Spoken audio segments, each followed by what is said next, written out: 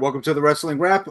I'm Dale Clifford. Another focus feature this week as we turn to not a wrestler this time, but a local referee. The head of referees, Erick, is going to kind of walk us through what it is to be a pro wrestling referee, because I think it's a little bit more challenging than the average viewer might think. So let's go ahead and introduce Gene here. All right, Erick, thank you for joining me today. So I think right out the jump, I kind of want to go back to Luck of the Brawl, and you officiated the Zach Reeb, Dickie Dakin match, and that one kind of had an interesting finish to it. If you ask Zach Reeb how it went, did he or did he not quit that match? My job as a referee is to ensure everyone's safety. That's the number one job of the referee. Number two is count to three or, call the submission. When I asked him, do you give up? He nodded his head. He was going, no, no, no. And I looked at him, do you give up? And he goes like this, and his ankle is about to break. So yes, ring the bell. Dickie, stop, let go of his ankle. Don't break his ankle. His safety, his ability to feed his family and take care of himself is priority number one. All right. Yeah, there we go. For those on the outside looking in, they think a referee's job might not be as difficult when it comes to the professional wrestling world, but I don't think that is the case. A couple of the things I just obviously working in that one right there, making that is like when you get in that tussle with the referee or with the wrestler about whether or not it was a submission, those type of things can happen. But obviously there are some shenanigans that get missed when pinfalls are made. It's like that aren't at the fault of the referee. I just know like the roll up and the tight pull, because obviously the ref is watching the shoulders and it's like, and they're not paying attention to the backsides of the wrestlers. So just kind of explain why refereeing isn't as easy as you might think it is. Yeah, no, we've got two human bodies. My job, we're looking at the shoulders. If you guys watch the footage, we check, make sure their shoulders are on the mat like actual wrestlers. All right, yep. 1, 2, 3. And if we've got two bodies blocking us, we can't see the tights. And if we're checking usually the tops of the shoulders, is that in contact with the mat? We're not going to go 1, 2, hang on, then get up and walk around and then look from behind. And so, people who want to bend the rules or who feel victory is far more important than character, as in ethics, will take advantage of it. And they'll also see sometimes we'll be at a position to catch somebody's feet where their feet are up on the ropes to get that extra leverage. So it doesn't matter how hard that guy's trying to kick out, he's not going to get there. And we're checking and looking at those shoulders. So there are things that we can miss. And the beauty of pro wrestling is we don't have instant replay. The ref's words are final. So, we'll backtrack a little bit now. Obviously, we've got a couple of the big questions out of the way there earlier that I wanted to get right into. What was like, just talk or lead us through what was your journey to kind of becoming the head referee at the Reno Wrestle Factory? So started out with the Reno Wrestle Factory as a student, debuted in the SmackDown for the Cure Rumble, had a really rough start to the career, and then just buildup of injuries from life in the military and stuff like that, and was wrestling on borrowed time, if you will. Had to have a corrective neck surgery, so that's what this nice little scar here is. Came back for a little bit and just ultimately had to set it aside of, pursuing that belt again and everything like that, because I'd like to have a family and I want to be able to pick up my kids and play with them and have fun and wrestle with my kids. And so I can either wrestle tomorrow with my children or I can entertain people today. And which one's more important? And for me, where I'm at in my life, the future and wrestling with my kids is far more important than winning a belt today. So that's why I've transitioned more to coaching some of the newer guys and helping teach people here at the Reno Wrestle Factory at our school that's here in town, that we meet 3 to 4 times a week with a variety of coaches with variety of backgrounds. leading up to becoming a pro wrestler, I wanted to legitimize myself as an athlete, and I've competitively grappled for 12 years out of the last 17. And then did some mixed martial arts in there as well, and then went from mixed martial arts to being a pro wrestler. All right. Thank you for your service.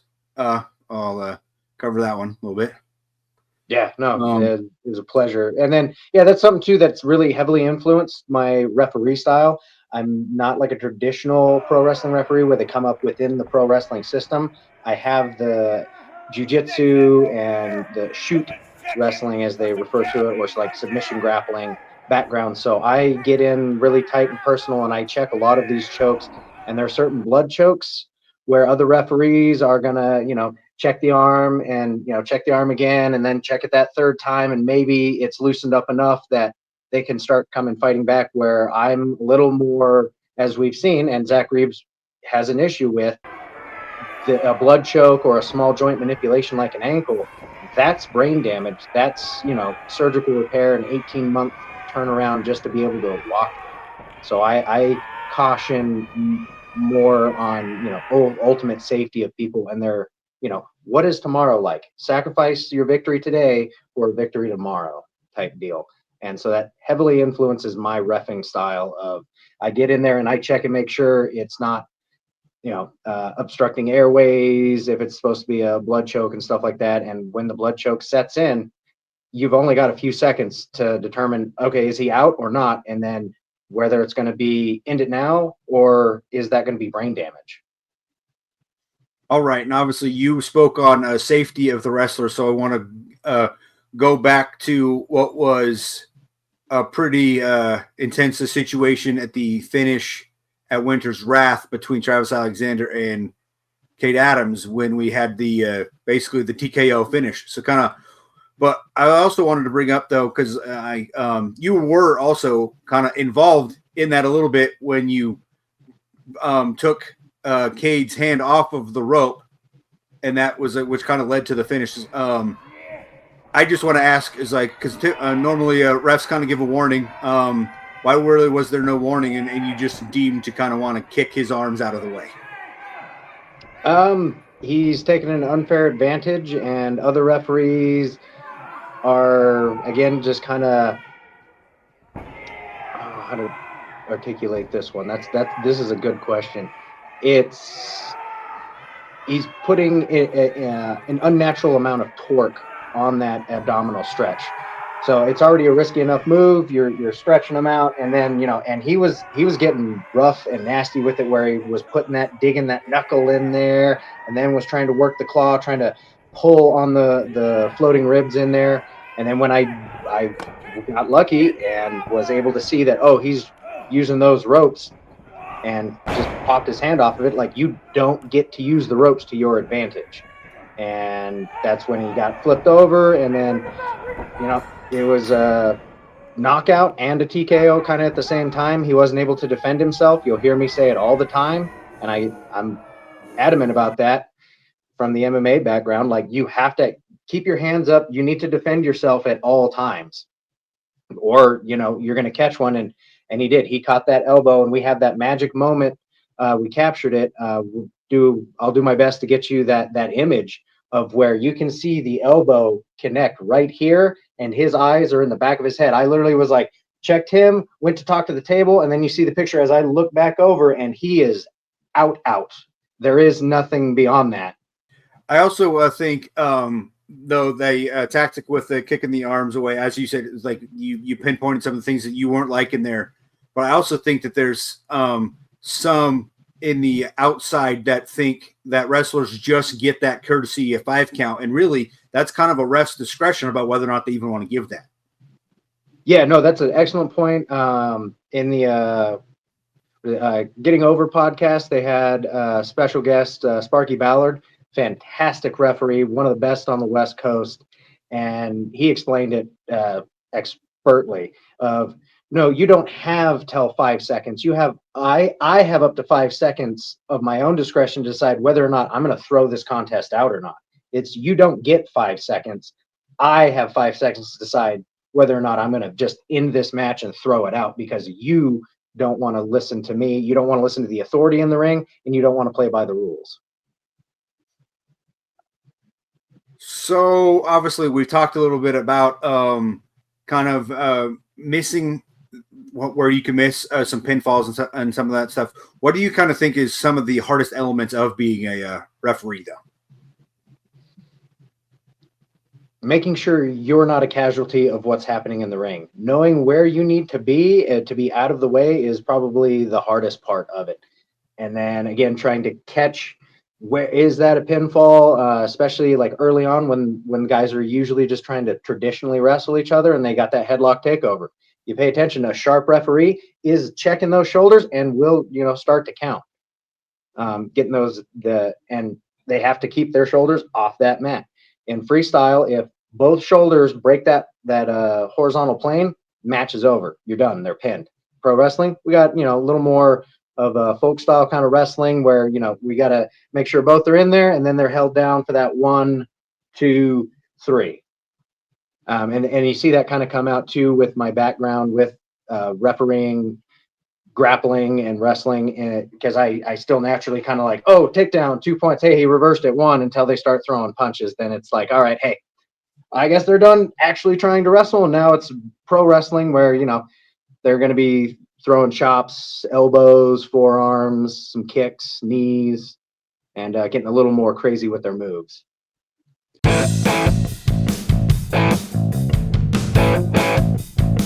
So obviously we've touched a lot about some of the difficulties and intricacies of singles competition, but I know that refereeing tag matches obviously takes that difficulty, I think, up a notch.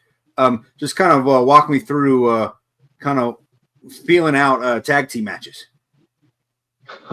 Let's go with it's herding cats. It's instead of just looking at 2 people, I've got 4 people to worry about, or like recently here in Reno, and I know in Northern California at PCW, this new group, The Unwanted, we've now got 3 people that we have to pay attention to because they've got their manager on the outside and then their 2 competitors. And they definitely know the rules. They know how to direct traffic and distract the referee and anybody else in the ring. And my job is to keep it. No, there are 2 people in the ring at any given time. And if somebody wants to jump in, I have to try and keep them out to keep order. And, again, try and maintain that let's go social contract of safety for the competitors, because 2-on-1 isn't fair unless they agree to it, and it's not safe. And so you can lose control very quickly. All right. So again, you answered that perfectly and led me right to where I kind of wanted to go. Next, obviously touched on singles matches, we touched on tag team matches, and then you swung into The Unwanted, which is a group of 3. So kind of just talk a little bit about what and obviously Lunacy definitely has her hands in the matches, as we have seen with The Unwanted. So what are you kind of mental noting or passing along to the rest of the referee group when it comes to trying to deal with this tag team as Reno Wrestle Factory moves forward?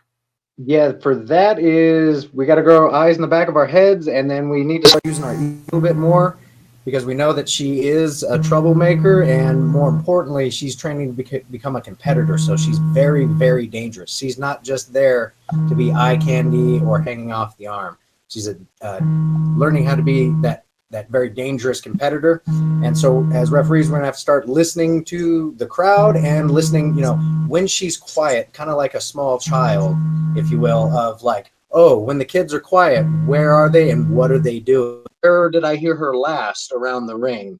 And maybe, a quick little over the shoulder, but then again, I'm turning my back to, people who know what they're doing and are very good at manipulating the situation.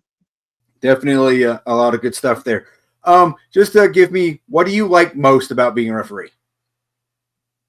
Honestly,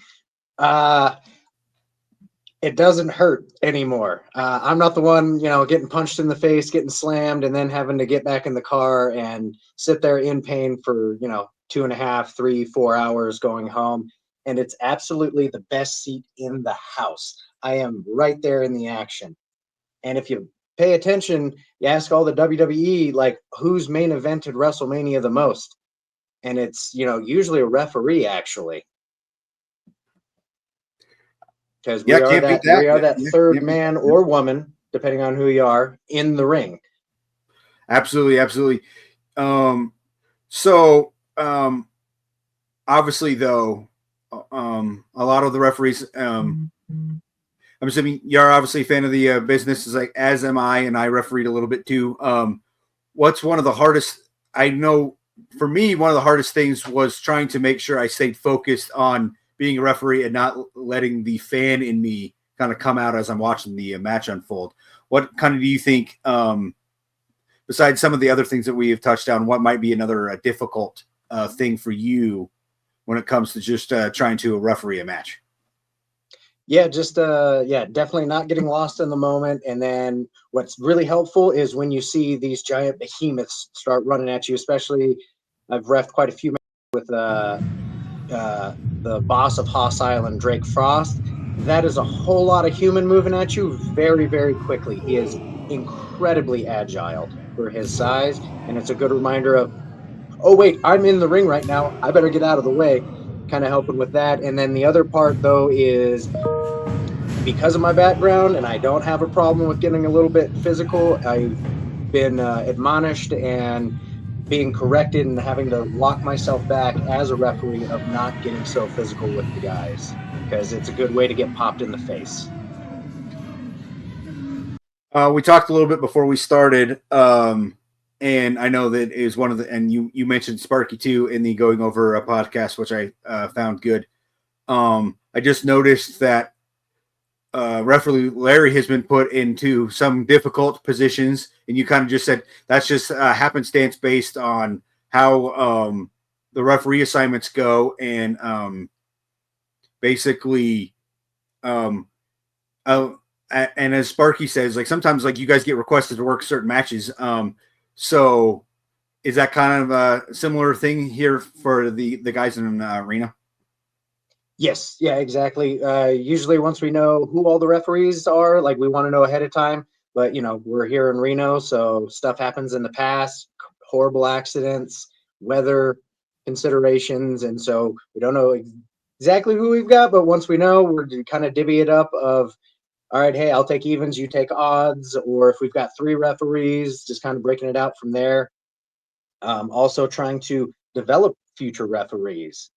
And taking a newer referee who's got a little bit and would feel comfortable enough to try and take on a main event and stuff like that. And that's why you'll see a little bit more junior people in the business and referees that we here at RWF, we're here to build people up, not break them down. And so we're trying to develop the future talent. And so they'll get put in those positions, or we get special requests. And a lot of guys really like working with Larry because he's right down the middle. We don't have to worry about him taking any paydays or anything like that. And again, he's tough as a $2 jerky, if you will, to go with an old JR quote, and has no problem with getting in your face and reminding you, no, I'm the official, I'm the authority. I said, get over there.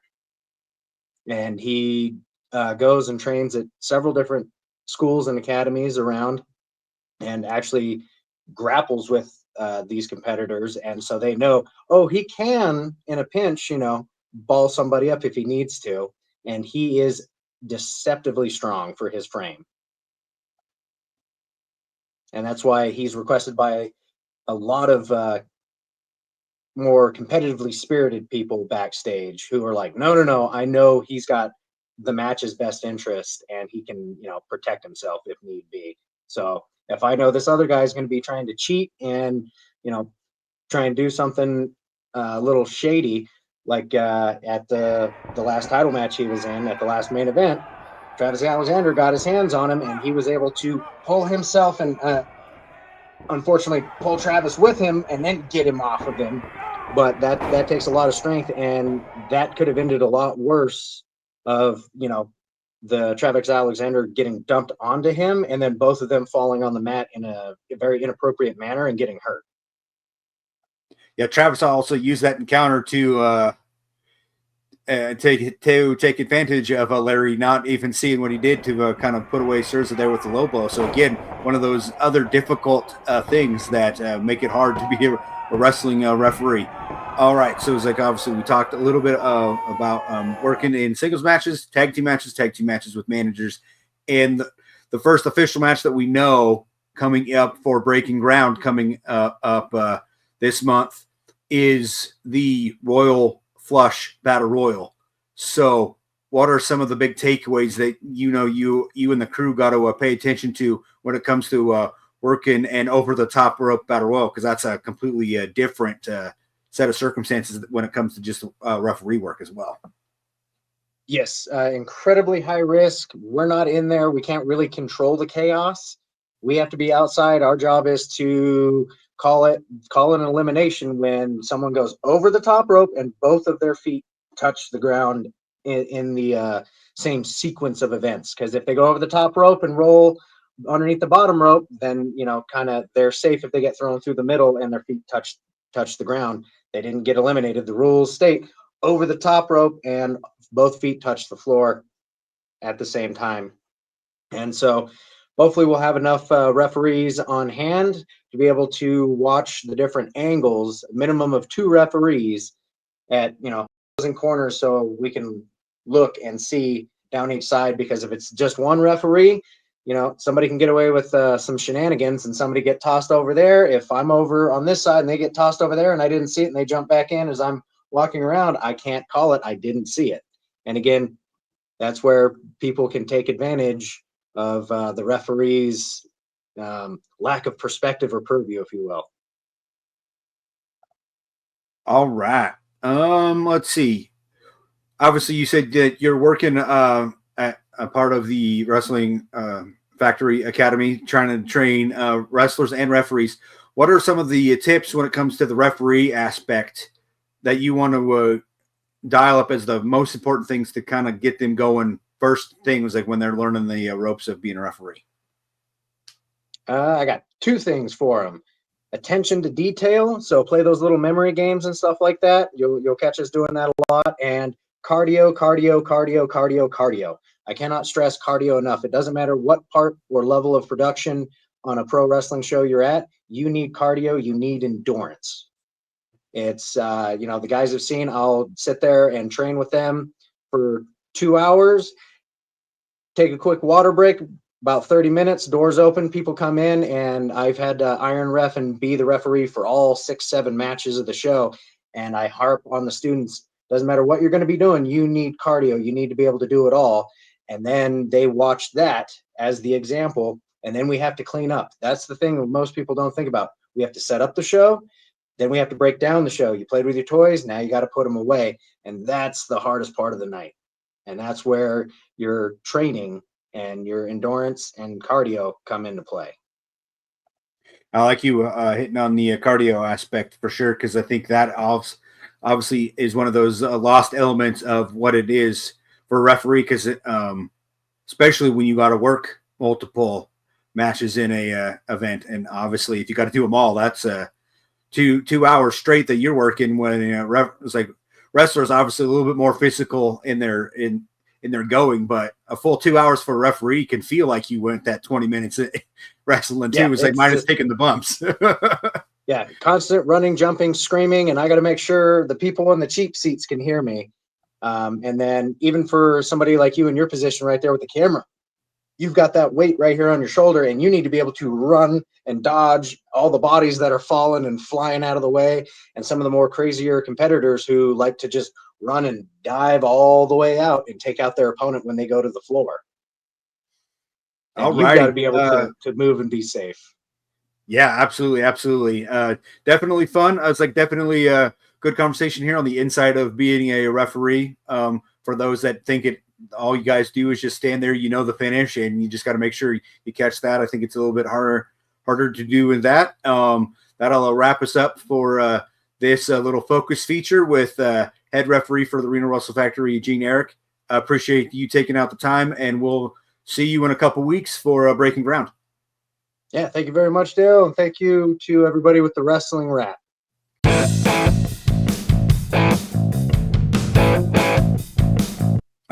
Thanks once again to RWF head referee Gene Erick for stopping by for this focus feature.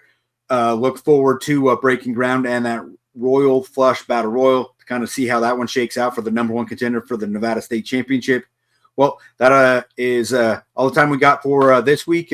I'm Dale Clifford, and this has been the Wrestling Wrap.